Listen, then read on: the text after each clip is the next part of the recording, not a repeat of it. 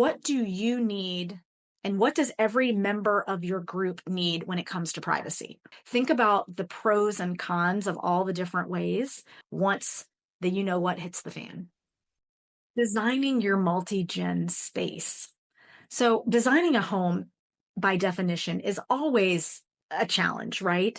And when you throw in the multi-generational living piece, it just elevates it to a whole new level, right? How do you create what you set out to do, which is likely connection, togetherness, support, while still maintaining autonomy, privacy, boundaries? These are things that really need to be addressed up front and from the very beginning so that you can design from a place of intention rather than fixing things later. So, for our purposes here in multi-gen magic, we always had a couple non-negotiables. And one of those, as it pertains to this, was two separate homes on the same property. We knew that we did not want to live together. We knew that we needed two separate spaces, kitchens, bathrooms, bedrooms, entrances, all of those things.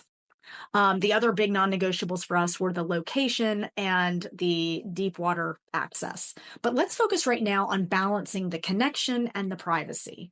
So it's really important to get clear on what do you need and what does every member of your group need when it comes to privacy? Is it separate entrances to the same home and just having maybe two separate wings of the house?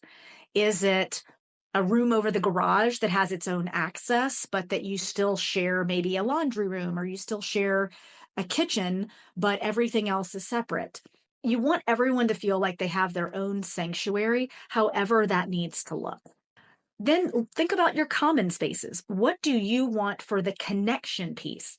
Again, maybe it's you're going to eat your meals together, so you have a shared kitchen and dining. Maybe it's your outdoor areas like it is for us. We have put intentional things in our space outside, grills, seating areas, things that are important to all of us to make it tranquil and exactly like what we want, so that we can still have that connection while maintaining our specific shared areas.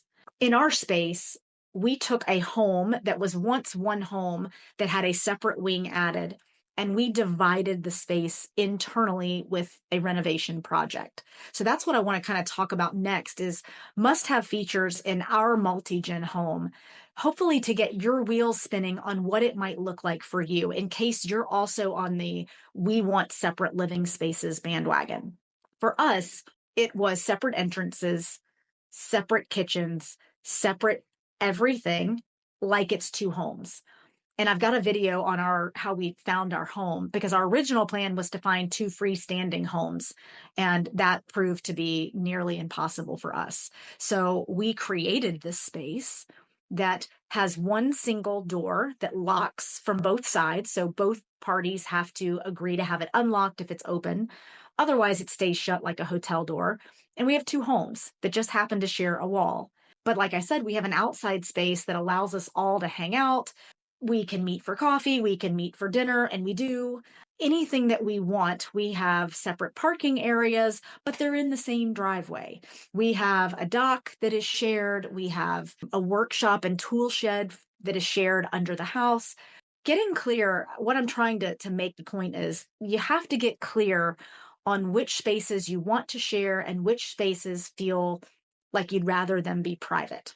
In our case, we are very much independent living families that don't need to see each other every day. It could be a week before we see each other. We are not sharing the household duties that often come grocery shopping for everybody or supplying the paper products for everyone.